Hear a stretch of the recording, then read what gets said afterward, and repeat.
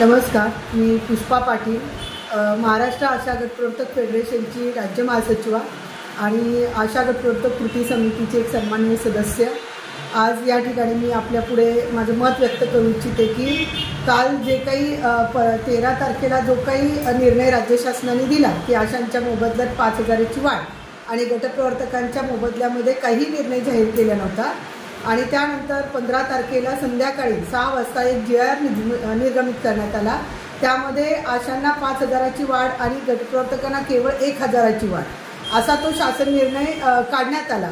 मग या शासन निर्णयाच्या अनुषंगाने संपूर्ण महाराष्ट्रातील तुम्ही सर्व गटप्रवर्तक ताई अगदी शासनाच्या विरोधात तुमचा असंतोष आम्हाला पाहायला मिळाला आणि या असंतोषाच्या दरम्यान बऱ्याच गोष्टींनी निराश होऊन गटप्रवर्तक अगदी उलटसुलट त्यांच्यामध्ये विचार व्हायला सुरुवात झालेली आहे।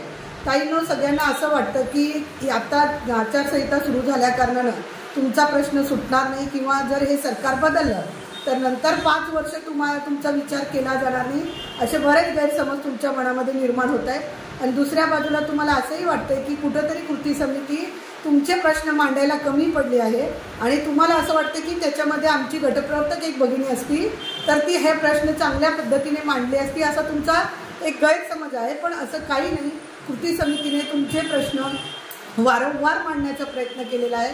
तुम्हाला माहिती आहे, आपण जे काही 18 ऑक्टोबर ते 9 नोव्हेंबरपर्यंत जो काही संप गेला त्या संप काळामध्ये आशांना 7,000ची वाढ दिली होती, तुम्हाला 6,200ची दिली होती आणि केवळ तुमच्यामुळे आपण तो संप पुन्हा पुढे चालू ठेवला आणि त्यामध्ये शासनाला 6,200वरून 10,000चा प्रस्ताव तयार करायला आपण भाग पाडलं। आणि ह्याच पद्धतीने जर आपण पाठीमागे गेला तर 2019 साली सुद्धा हीच परिस्थिती निर्माण झाली होती। निवडणुकाच्या पार्श्वभूमीवरच आपण आंदोलन केलं होतं आणि त्यावेळेस सुद्धा आशांच्या 2,000 वाढीचा GR मंजूर झाला, पण तुमच्या बाबतीत काहीच निर्णय झाला नव्हता।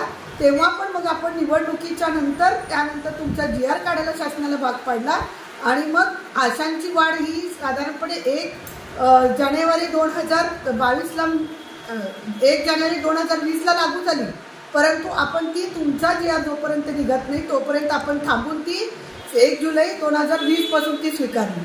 भगिनींनो, तुम्ही कृती समितीवर विश्वास ठेवा आणि काल जे आपले लोक मंत्रिमंडळाच्या बैठकीची काल 3 वाजेपर्यंत मंत्रिमंडळाची बैठक होण्याची शक्यता आहे असे समजताच आपले सर्व कृती समितीचे लोक रात्रीतनं प्रवास करून सकाळी त्या ठिकाणी पोहोचले आणि वेगवेगळ्या मंत्र्यांच्या घरी, मुख्यमंत्री, आरोग्यमंत्री आणि अर्थमंत्री यांच्या घरी जाऊन त्यांनी तिथं निवेदन देऊन आले। शेवटी 11 वाजता मंत्रिमंडळाच्या बैठकीच्या ठिकाणी जाऊन त्यांनी त्या ठिकाणी आपले कॉम्रेड माननीय नरहरी झिरवाळ यांच्या मदतीने आपला निरोप आतमध्ये पोहोचवण्याचा प्रयत्न केला आणि त्यावेळेस आपल्या नांदेड जिल्ह्याच्या कॉम्रेड उज्ज्वला फडणवार यांना त्या ठिकाणी आतमध्ये जाऊन आपलं म्हणणं सादर करण्याची संधी मिळाली आणि त्यावेळेस त्या ठिकाणी मुख्यमंत्री, उपमुख्यमंत्री आणि अर्थमंत्री तिघेही बसलेले होते आणि त्यातनं अजित पवारांनी असं सांगितलं की जे काही आहे गटप्रवर्तकांचं राहून गेलेलं आहे ते आम्ही नंतर ह्या आचारसंहितेच्या नंतर निश्चित त्यांना त्यांच्या त्या 1,000 रुपयाच्या ह्याच्यामध्ये वाढ करून देऊ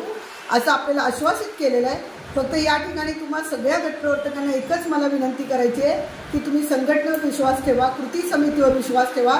तुमच्यावर अन्याय झालेला आहे आणि हा अन्याय संघटनेच्या माध्यमातूनच आपण दूर करू शकतो आणि तुमची जी काही मोबदला वाढ थांबलेली आहे किंवा तुमच्यावर जो अन्याय झालेला आहे तो केवळ आणि केवळ कृती समितीच्या माध्यमातूनच आपण या ठिकाणी मिळवून देऊ शकतो। तुम्हाला वाटतं की काही जणी म्हणतात की आम्ही कोर्टात जाणार आहे, कोर्टामध्ये जाऊन स्टे आणू। भगिनींनो, हा राज्य शासनाने आपल्याला प्रोत्साहन किंवा मोबदला जो काही आहे तो पेमेंट म्हणून दिलेला नाही आहे। त्यांच्या इच्छेने त्यांनी आपल्या कामाची दखल घेऊन त्यांनी प्रोत्साहन राशी या स्वरूपात राज्य शासनाचा निधी आपल्याला देण्याचा प्रयत्न केलेला आहे आणि त्यांनी आशांना तेवढं दिलेलं आहे 5,000 रुपये, तर निश्चित तुम्हालाही ते देतील। तरी तुम्ही आश्वासित राहा, कुठलाही गैरसमज करून कोर्टाची पायरी चढण्याचा प्रश्न असेल किंवा संघटनेला अविश्वासात न घेता कुठेही जाण्याचा विचार केलात तर नुकसान तुमचंच होईल। त्यामुळे शेवटी एवढंच म्हणून की कृती समिती तुमच्या सोबत आहे, तुमच्यावरती झालेल्या अन्यायाची आम्हाला जाणीव आहे आणि ह्या जाणीवेपोटी आम्ही तुम्हाला न्याय देईपर्यंत बिलकुल थांबणार नाही। एवढा तरी तुम्ही कृती समितीवर विश्वास ठेवा। एवढंच बोलते, थांबते। इन्क्लाब